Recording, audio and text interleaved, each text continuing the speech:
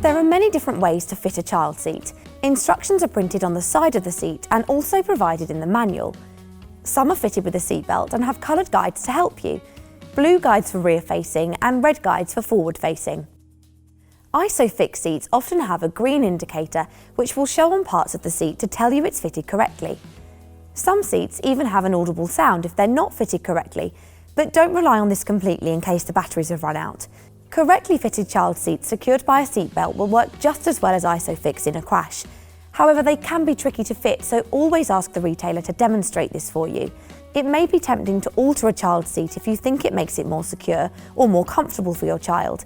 However, it hasn't been crash tested with your adaptations, so there's no guarantee it will work in a crash. This includes using head restraints to hold a child's seat in place. Children with special needs may also benefit from the use of buckle guards and chest locks, which help to ensure the regular fixings remain securely fastened. The safest place for children 12 and under is in the rear seats. If a child must sit in the front, the seat should be moved as far back from the dashboard as possible, and the child should be restrained by the appropriate child seat for their size and weight. A harness must be used on younger children because a vehicle seatbelt won't give their body full protection. It's vital the harness is fitted correctly. To do this, make sure the harness is coming out of the seat at the correct position for your child and adjust it as they grow. For rear-facing seats, the harness should be on the shoulder or just below it. For forward-facing seats, the harness should be on the shoulder or just above it. Pull the harness nice and tight to stop your child being able to wiggle their arms out and undo the buckle. The best way to check it's tight enough is to do the pinch test. This means you shouldn't be able to pinch the harness together. What your child is wearing can affect how much tighter the harness needs to be. The rule is it needs to be as close to the skin as possible to give them maximum protection, so no thick jumpers or winter coats. If you're using an infant carrier for your newborn, medical experts advise keeping the amount of time they're in a seat to a minimum, and certainly no longer than periods of 2 hours, especially in their first few months. If you're making long journeys, take regular breaks and take the baby out of the seat.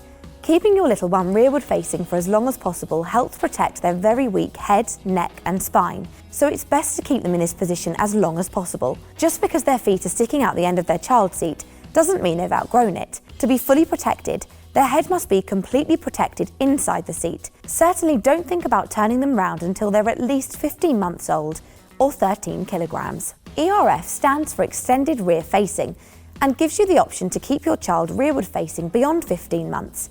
Most of these seats will take children to 25 kilograms, which is around 7 years of age. In frontal impacts, this is the best way to keep the head, neck and spine fully aligned, reducing the risk of neck and spinal injuries. Once they go into a forward-facing seat, make sure the head support is still used, but don't let their eye line come above it. If it does, you'll need to adjust the height, or if you can't, you'll need to look at a new seat. High-backed seats and booster cushions only start to use the adult seatbelt to hold your child in when they reach the maximum weight of their harnessed or shielded seat.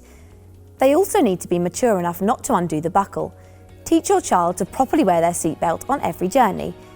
The seatbelt should have the lap belt across the top of the thighs, and the diagonal belt must always be worn across the chest and not behind them. It could be a lifesaver. Always use a booster seat with a full back. This will help protect their upper body, neck, spine and head, unlike in a booster cushion. This is especially true if you're involved in a side impact collision. Encourage older children to always fasten in their booster seats when they leave the car. This way, all the remaining passengers are safer. Remember that in a crash at 30 miles an hour, everything in the vehicle will weigh 30 times its actual weight, so a loose booster seat could do a lot of damage to someone. When your child is 135 centimetres tall, the law says they can travel without using a child seat. However, these seats are designed to last a child until they're 150 centimetres, so it's much safer for them to continue using it. Their seatbelt must sit on their shoulder and not across their face and neck. If you need to fit 3 seats in the rear, make sure you can slide your hand between each one and the doors. If you can't do this, use the front passenger seat for the oldest child.